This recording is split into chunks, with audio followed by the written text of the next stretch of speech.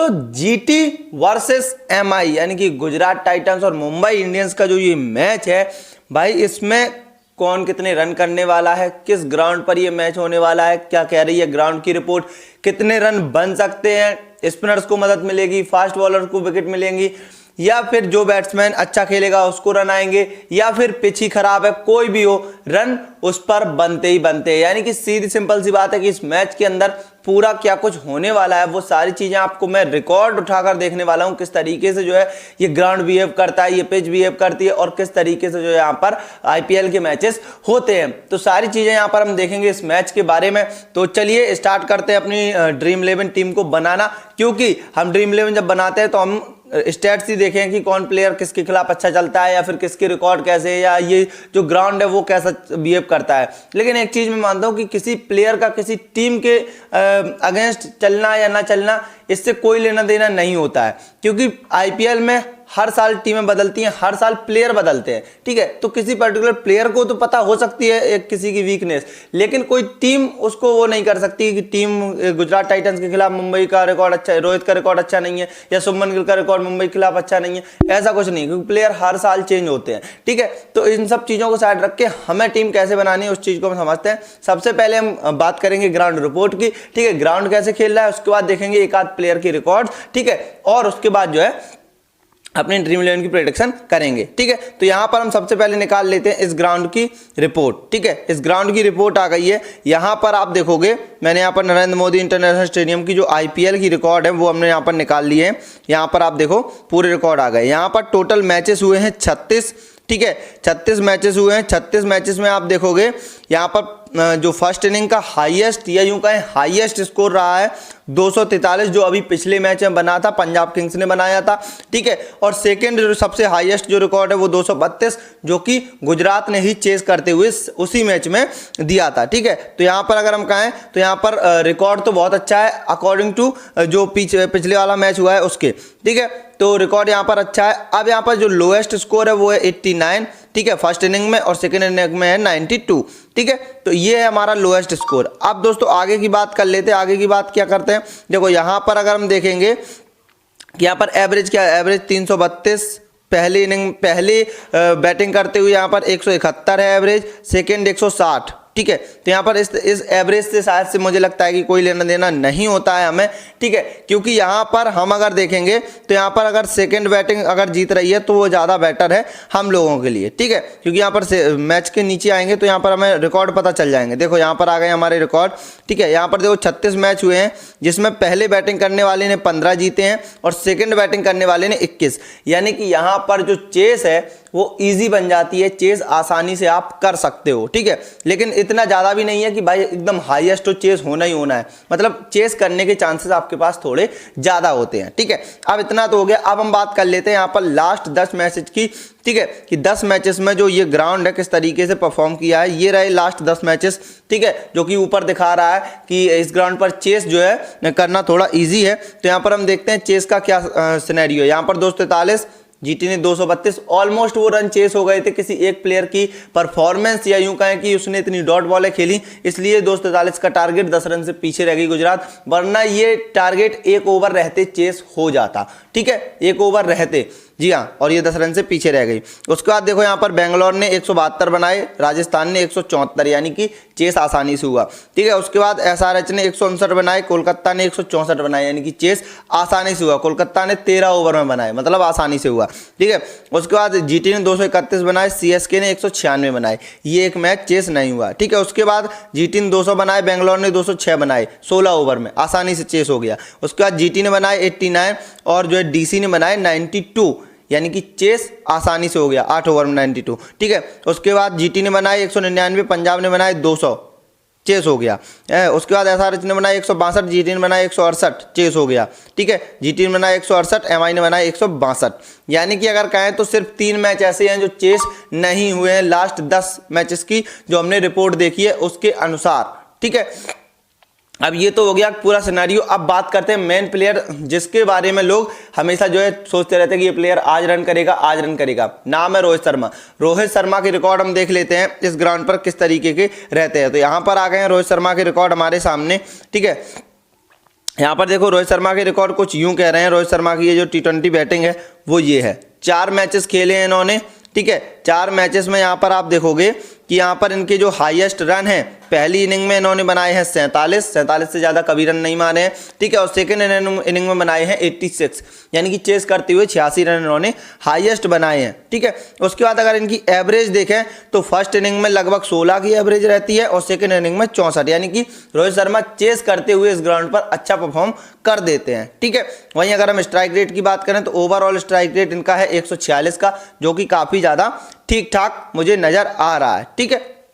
अब दोस्तों इतनी सारी चीज़ें तो हमने देख ली, ठीक है। अब ये जो आपको 86 रन दिख रहे हैं, ठीक है, जो हमने आपको बताए हैं, उसके ऊपर कुछ और भी दिख रहा है। यहाँ पर क्या दिख रहा है, देखो फर्स्ट इनिंग में इन्होंने बैटिंग करते हुए 4 मैचेस में टोटल 66 रन बनाए हैं, ठीक है। सेकेंड इनिंग में 3 इनिंग में 194, ठीक है। इसका मतलब ये है कि चेस के हिसाब से ये जो है अच्छा परफॉर्म कर देते हैं। लेकिन हाँ, इन्होंने जो 194 रन बनाए हैं वो 110 के स्ट्राइक रेट से बनाए हैं, क्योंकि यहाँ पर आप अगर बॉल फेस देखोगे तो 175 बॉल में ये 194 रन बने हैं, ठीक है। तो एवरेज रहा है। अगर हम इस रिपोर्ट के अनुसार रोहित शर्मा को जज करें तो भाई मैं कहूँगा कि रोहित शर्मा का इस पिच पर रिकॉर्ड ठीक ठाक ही है, ठीक है। कोई ऐसा नहीं है कि भाई यहाँ पर रोहित शर्मा रन बना ही देते हैं, ऐसा कुछ नहीं है, ठीक है। लेकिन अगर हम बात करें सामने वाली टीम यानी कि गुजरात टाइटंस के कैप्टन शुभमन गिल की, तो शुभमन गिल के 300 इसी ग्राउंड पर आए हुए हैं, ठीक है। तो अब आपको टीम बनानी है अपने हिसाब से, क्योंकि जो कैप्टन है उन दोनों को मैंने बता दिया किसके रिकॉर्ड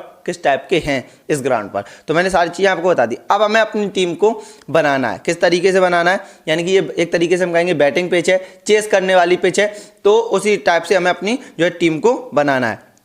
चलो यहाँ पर सबसे पहले हमारे पास ऑप्शन अवेलेबल है जॉस बटलर, रियान रिकल्टन, ठीक है। तो फिलहाल के लिए हम रियान रिकल्टन को सिलेक्ट करते हैं। और एक चीज़ बता दूं, जो मैं यहाँ पर टीम बना रहा हूँ, ठीक है, ये फाइनल टीम नहीं होती है, क्योंकि टॉस के बाद हो सकता है कुछ खिलाड़ी ना खेलें, इंजर्ड हो जाए, कुछ भी हो जाए, तो वो प्लेयर चेंज करने होते हैं। और जो प्लेयर चेंज होते हैं उसके बाद मैं अपनी टीम को, जो फाइनल टीम है, उसको टेलीग्राम पर डाल देता हूँ, क्योंकि 15 मिनट का टाइम मिलता है। 15 मिनट में भाई हम वीडियो बनाकर अपलोड नहीं कर सकते और आप लोग देख भी नहीं सकते, तो टेलीग्राम पर मैं डाल देता हूँ लिंक, टेलीग्राम डिस्क्रिप्शन में, उसको ज्वाइन कर लो। टॉस के बाद वाली जो फाइनल टीम होती है वो आपको टेलीग्राम पर मिल जाएगी, ठीक है। विकेट कीपर से हम ले लेंगे रियान रिकल्टन को, ठीक है। उसके बाद हम आएंगे बैटिंग के सेक्शन में। बैटिंग के सेक्शन में भाई अगर देखो मुंबई चेस करती है तो आपको रोहित शर्मा के साथ चले जाना है। रोहित शर्मा आपको लगभग 40 रन की पारी दे सकते हैं इस मैच में, अगर चेस कर रही है तो, मुंबई अगर चेस कर रही है तो, अदरवाइज मैं रोहित शर्मा के साथ बिल्कुल भी नहीं जाऊंगा, ठीक है। उसके बाद हमारे पास है शुभमन गिल, 300 है भाई, मिस आउट हम नहीं कर सकते शुभमन गिल को, ठीक है। उसके बाद यहाँ पर सूर्य कुमार यादव, साई सुदर्शन, ठीक है। सूर्य कुमार यादव के साथ हम चलेंगे। साई सुदर्शन हमारी जो पिक है वो अभी हम नहीं कर रहे हैं, क्योंकि पिछले मैच में हालांकि उन्होंने बहुत अच्छी बैटिंग करी, लेकिन अभी हम नहीं कर रहे हैं, ठीक है। उसके बाद हम यहाँ पर ऑलराउंडर में आएंगे।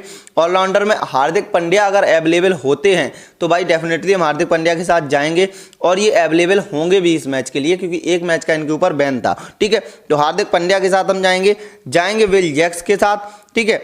अब आगे हमारे पास हम आ जाते हैं अपने बॉलिंग ऑप्शन में, ठीक है। बॉलिंग ऑप्शन में आएंगे तो बॉलिंग ऑप्शन में आने के बाद हमारे पास अवेलेबल है राशिद खान, ठीक है। जसप्रीत बुमराह अवेलेबल नहीं होने वाले हैं, ठीक है। राशिद खान हमें लेना है, साथ ही साथ हमें लेना है कागिसो रबाडा, क्योंकि कागिसो रबाडा को मैंने अधिकतर रोहित शर्मा का विकेट लेते हुए देखा है, ठीक है, कागिसो रबाडा।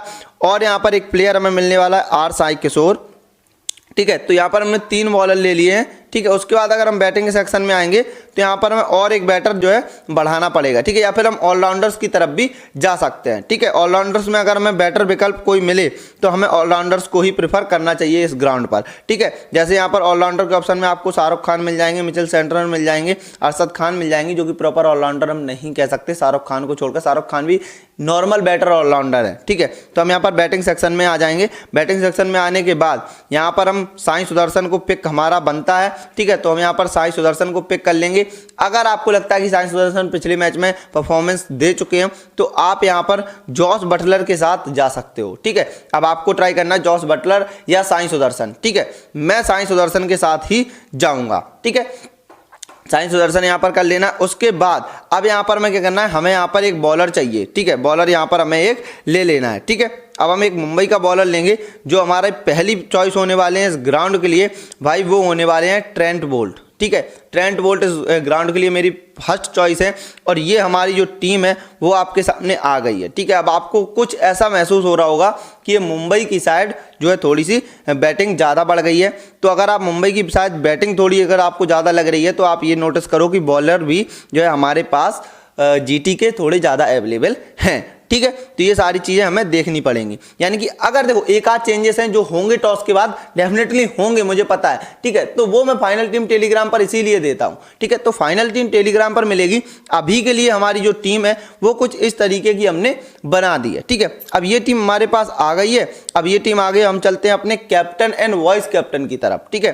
कैप्टन हमें किसको करना है, वाइस कैप्टन किसको करना है। देखो अभी से इस मैच के लिए साई सुदर्शन को 30% लोगों ने कैप्टन कर रखा है, ठीक है। तो ये चीज आपको बहुत ज्यादा नोटिस करनी है, यानी कि हर तीसरे इंसान की टीम में साई सुदर्शन कैप्टन होने वाले हैं, ठीक है। और 15% लोगों ने रोहित शर्मा को कर रखा है। रोहित शर्मा यार खड़े नहीं उतर पाते लोगों की जो एक्सपेक्टेशन रहती है उसके अनुसार, लेकिन फिर भी खैर कोई नहीं, प्लेयर है और प्लेयर ही फेल होते हैं। अब हमें यहाँ पर अपने कैप्टन वाइस कैप्टन को सिलेक्ट करना है। तो देखो मैं आपको बताऊं, जितना मैंने पिछले मैच में रियान रिकल्टन को देखा है, उनके बैट पर अच्छी मिडल हो रही थी बॉल, बट वो एक ऐसा डिलीवरी था जो विकेट ले गई उनकी, ठीक है। तो उसके लिए हम उनको ये नहीं कहेंगे कि खराब विकेट दिया उन्होंने, अपना विकेट गवा दिया या वो चले नहीं। तो यहाँ पर हम कैप्टन की हमारी चॉइस होगी रियान रिकल्टन। और फिर कह रहा हूँ टॉस के बाद चेंजेस करूंगा, जो चेंज करूंगा वो आपको मैं टेलीग्राम पर दूंगा, टेलीग्राम ज्वाइन कर लो, लिंक डिस्क्रिप्शन में, ठीक है। रियान रिकल्टन हमारे होने वाले हैं कैप्टन, और कैप्टन के बाद हमारी जो सेकंड चॉइस होने वाले वाइस कैप्टन वो होने वाले हैं विल जैक्स, ठीक है। विल जैक्स हमारे होने वाले हैं वाइस कैप्टन। उसके बाद हम कर देते हैं इस टीम को सेव्ड, ठीक है। ये रही हमारी टीम।